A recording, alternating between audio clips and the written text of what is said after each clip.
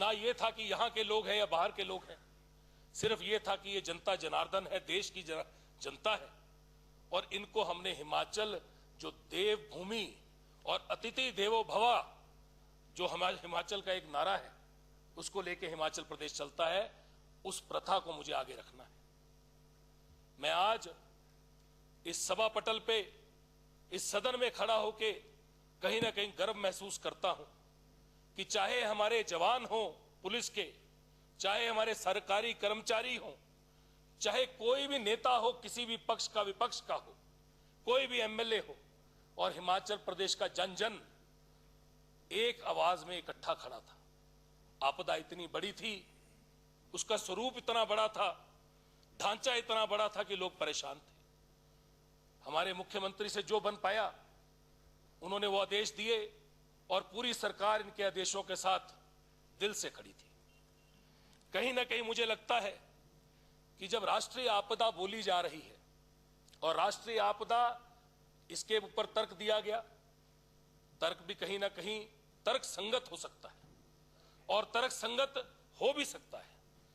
उसमें कहीं ना कहीं यह भी हो सकता है कि प्राकृतिक आपदा है उसका मापदंड हो, उसको कहीं ना कहीं तोला जाए और कहीं ना कहीं उसको राष्ट्रीय आपदा घोषित करने के लिए बड़े से बड़ी आपदा होने की उसके ऊपर होता हो तर्क।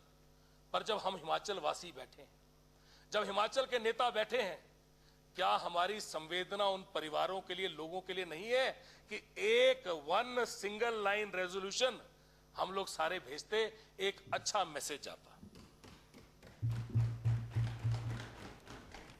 G20 की बैठक हुई, प्लीज वाइंड अप। हमारे G20 की, मैंने अभी बोलना शुरू किया भाई साहब, बस 1 मिनट स्पीकर साहब। G20 की बैठक हुई, G20 के लिए सारे दुनिया से लोग आए, डिनर का न्योता था, हमारे मुख्यमंत्री महोदय वहां पे गए, मुख्यमंत्री महोदय ने डिनर भी किया और उसके साथ साथ उन्होंने प्रदेश की जो भावना थी वो प्रधानमंत्री, हमारे हिंदुस्तान के जो प्रधानमंत्री, उनके समक्ष पेश भी की।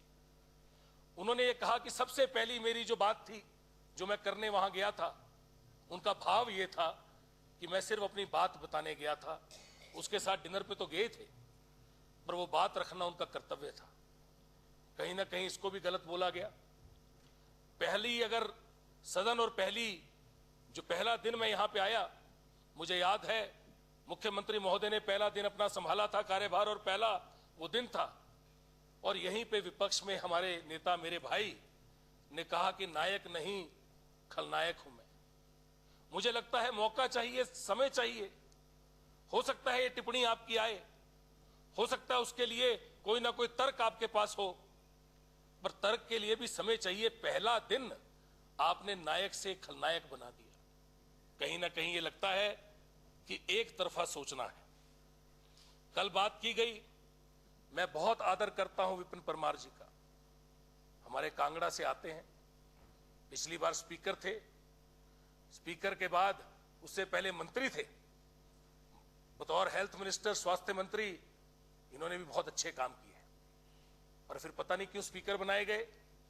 और जब स्पीकर बने, उसको हमने तो डिमोशन नहीं बोला, पर आज आप हमारे स्पीकर महोदय को बड़ी बार बोलते हैं कि आपकी डिमोशन हो गई।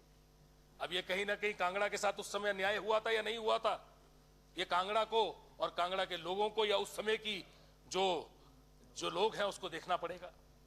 पर कहीं ना कहीं कल आपने जब बोला कि मुख्यमंत्री महोदय को टिप्पणा दिखाना चाहिए, तो उसके ऊपर मैं सिर्फ एक चीज बोलना चाहूंगा। कोविड आया, कोविड के अंदर लाखों लोग अपनी जान गंवाई। क्या देश में टिप्पणा दिखाया गया था? क्या दुनिया में टिप्पणा दिखाया गया था? क्या प्रदेश में उस टाइम जयराम जी यहां पे पूरे प्रदेश का नुमाइंदे थे, यहां पे सरकार के महामहिम थे, क्या इन्होंने अपना टिप्पणा दिखाया था? जब प्राकृतिक आपदा आती है तो किसी से पूछ के नहीं आती, और कहीं ना कहीं उससे सबको मिलकर निपटना है। टिप्पणा बिल्कुल दिखाया था, तभी मुख्यमंत्री महोदय आज जब से लगे हैं अपने इस छात्र संगठन से